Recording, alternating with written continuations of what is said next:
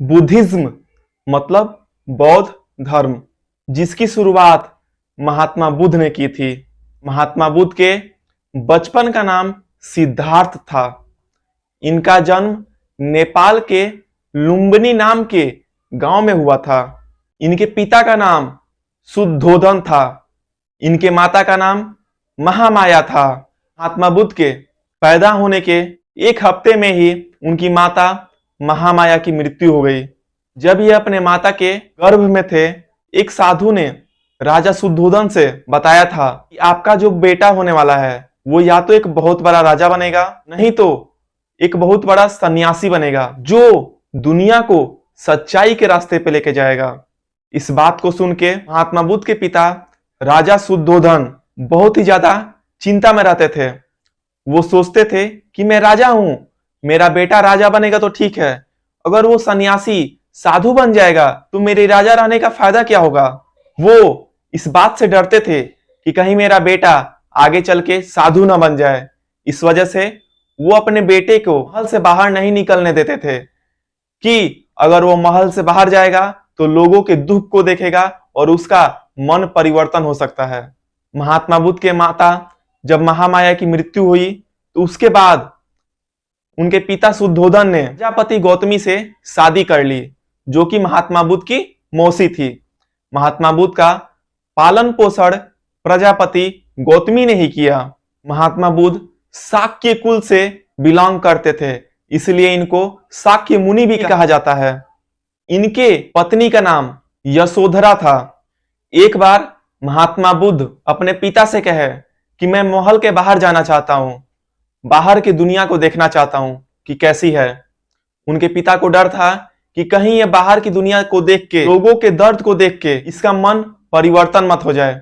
इसीलिए वो पूरे गांव में ऐलान कर दिए कि बाहर कोई भी नहीं निकलेगा। करंट सिनेरियो से समझ सकते हैं, जब सीएम या पीएम का काफिला चलता है तो रास्ते को साफ कर दिया जाता है कि उनकी गाड़ी रुके ना, कोई भी रास्ते पे नहीं आना चाहिए।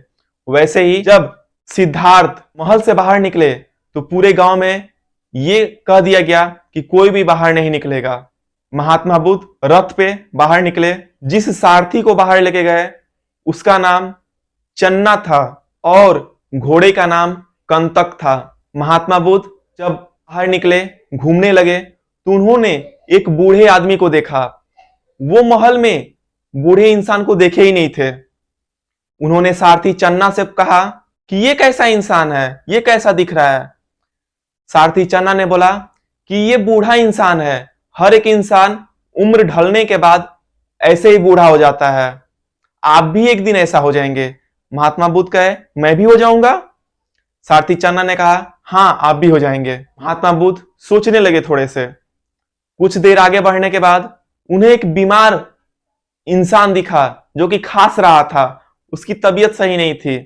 वो सारथी चन्ना से पूछे ये क्या कर रहा है।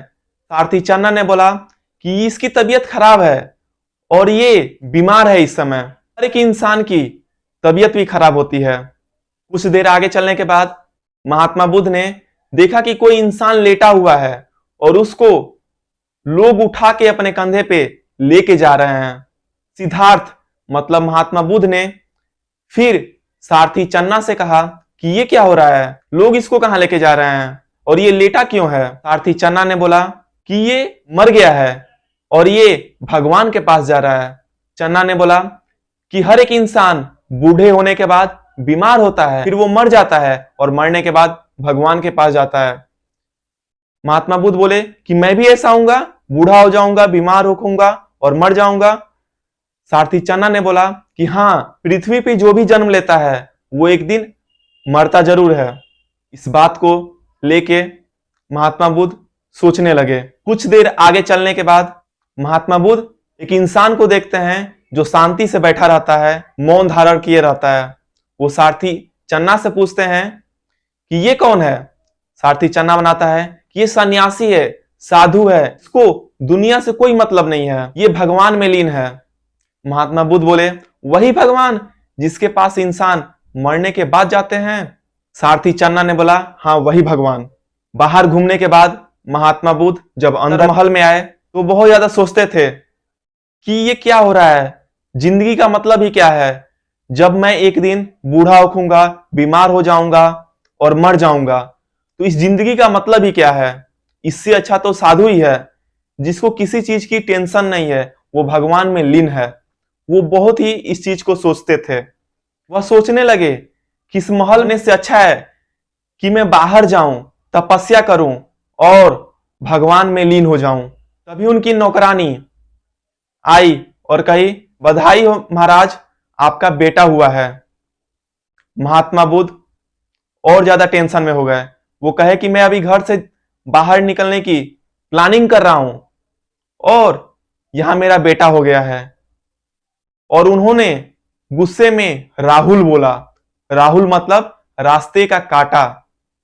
नौकरानी सोची कि महात्मा बुद्ध अपने बेटे का नाम राहुल रखे हैं और उनके बेटा का नाम राहुल हो गया। फिर बहुत ज्यादा सोचने के बाद महात्मा बुद्ध 29 साल की उम्र में घर को छोड़ के चले गए। महात्मा बुद्ध अलार कलाम से सांख्य दर्शन की शिक्षा लिए थे। रुद्रक राम से इन्होंने योग दर्शन की शिक्षा ली थी। महात्मा बुद्ध सबसे ज्यादा मानते रुद्रक राम को ही थे। 29 साल की उम्र में यह घर छोड़ दिए और ज्ञान के प्राप्ति के लिए बाहर निकल गए। और ये यूपी के सारनाथ में मृगदाब वन में 6 साल कठिन तपस्या किए, लेकिन इनको ज्ञान की प्राप्ति नहीं हुई। फिर वो यूपी से बिहार चले गए। बिहार में वो बोध गया जगह पर फाल्गु नदी के किनारे, जिसे निरंजना नदी भी कहते हैं, पीपल के पेड़ के नीचे इन्हें ज्ञान की प्राप्ति हुई। जब इनको ज्ञान की प्राप्ति हुई तो फिर वो दोबारा सारनाथ में उसी मृगदाब वन में आए, अपने 5 साथी को उपदेश दिए। और इस तरह महात्मा बुद्ध ज्ञान के प्राप्ति के बाद पहले बार 5 शिष्यों को सारनाथ में उपदेश दिए थे। महात्मा बुद्ध पाली भाषा में उपदेश दिया करते थे।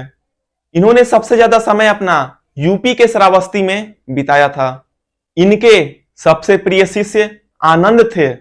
पहली महिला शिष्य इनकी मौसी प्रजापति गौतमी ही बनी और दूसरी महिला शिष्य हाजीपुर की वैश्या थी, जिसका नाम आम्रपाली था।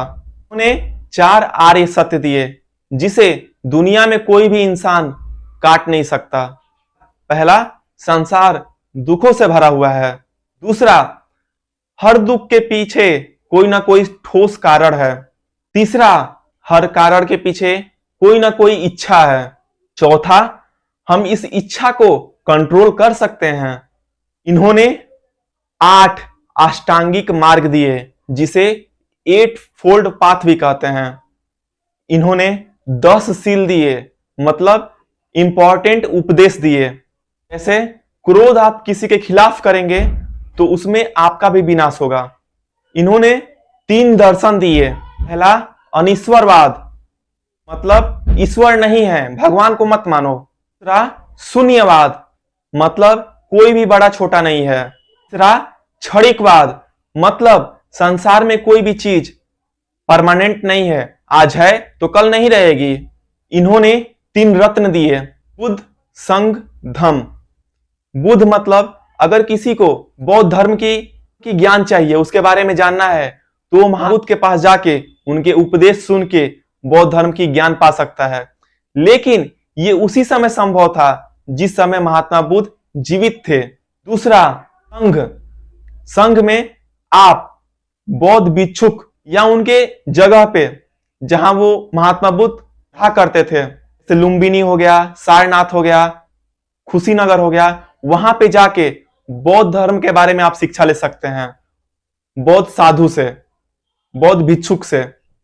उसे संघ बोलते हैं। और धम्म, अगर आप कहीं भी हैं तो बौद्ध के किताब से पढ़ के आप शिक्षा ले सकते हैं। किताबों से शिक्षा लेंगे तो उसे धम्म बोला जाता है। पावापुरी में चंद्र नाम का व्यक्ति इन्हें जहरीला खाना देता है, जिसको खाने के बाद महात्मा बुद्ध की खुशीनगर में मृत्यु हो जाती है। इनके मरने को महापरिनिर्वाण कहते हैं। इनके महापरिनिर्वाण के बाद इनके अस्थियों को 8 जगह ले जाके रखा गया। इनके मृत्यु के बाद बौद्ध धर्म में 4 बार बुद्धिस्ट काउंसिल हुई। पहली बुद्धिस्ट काउंसिल अजात शत्रु के टाइम 483 ईसा पूर्व में राजगीर में हुई। इसके अध्यक्ष महाकश्यप थे। दूसरी बुद्धिस्ट काउंसिल काल अशोका के टाइम हुई 383 ईसा पूर्व, वैशाली जगह पे, जिसके अध्यक्ष सावक मीर थे। तीसरी बुद्धिस्ट काउंसिल अशोक के टाइम हुई थी 255 ईसा पूर्व, पाटलिपुत्र मतलब आज के पटना में, जिसके अध्यक्ष मौखलीपुत्तिस थे। चौथे बुद्धिस्ट काउंसिल पहली ईस्वी में हुई थी, में राजा कनिष्क के थे और उस सभा के अध्यक्ष वसुमित्र थे और उपाध्यक्ष अश्वघोष थे। चौथी बुद्धिस्ट काउंसिल में इस बात पे बहुत ज्यादा बहस हुआ कि हम बौद्ध धर्म को आगे कैसे प्रचार करेंगे। जैसे महात्मा बुद्ध बोले कि हमको ईश्वर को नहीं मानना है, मूर्ति की पूजा नहीं करना है, वैसे कि कुछ चेंज करेंगे। इसमें दो तरह की विचारधाराएं बनी, एक हीनयान और एक महायान। हीनयान में वो लोग आए जो कहे कि नहीं, बौद्ध धर्म में कोई भी चेंज नहीं करना है, जैसे चला आ रहा है वैसे ही चला आना चाहिए, मूर्ति की पूजा नहीं होनी चाहिए, भगवान नहीं होते हैं। वही कुछ जो है महायान शाखा में आ गए, वो बोले कि हम महात्मा बुद्ध के उपदेशों को मानते हैं, लेकिन हम अगर महात्मा बुद्ध की मूर्ति नहीं बनाएंगे, उनकी पूजा नहीं करेंगे, उनके उपदेशों को पूजा नहीं करेंगे, आगे आने वाले समय में महात्मा बुद्ध कैसे दिखते थे, उनका काम क्या था, लोग कैसे जानेंगे। और महायान में मूर्ति बनाई गई महात्मा बुद्ध की, उनको भगवान की तरह पूजा की गई। इसका पक्ष उस सभा को जो संचालित कर रहे थे कनिष्क भी दिए। कनिष्क भी महायान शाखा को सपोर्ट करते थे, वो भी मानते थे कि महात्मा बुद्ध की मूर्ति बननी चाहिए और उनको भगवान की तरह पूजा करनी चाहिए। हीनयान में महात्मा बुद्ध की मूर्ति बनाना और उनको भगवान की तरह पूजा करना एलाउ नहीं था। महात्मा बुद्ध के समय काल को चिन्हों से संकेत किया गया है। जैसे जब वो अपने मां के गर्भ में थे तो हाथी से दर्शाया गया है, जन्म लिए तो कमल के फूल से दर्शाया गया है, युवा अवस्था में सांड से दिखाया गया है, घर छोड़ने की प्रक्रिया घोड़े से दिखाई गई है, और उस समय को महाभिनिष्क्रमण भी कहा जाता है। जब इन्हें ज्ञान की प्राप्ति हुई तो उस समय को बोधि वृक्ष या पीपल के वृक्ष से दिखाया जाता है। ये उपदेश दिए तो चक्र से दर्शाया गया है, और उस समय को धर्म चक्र परिवर्तन कहा गया है।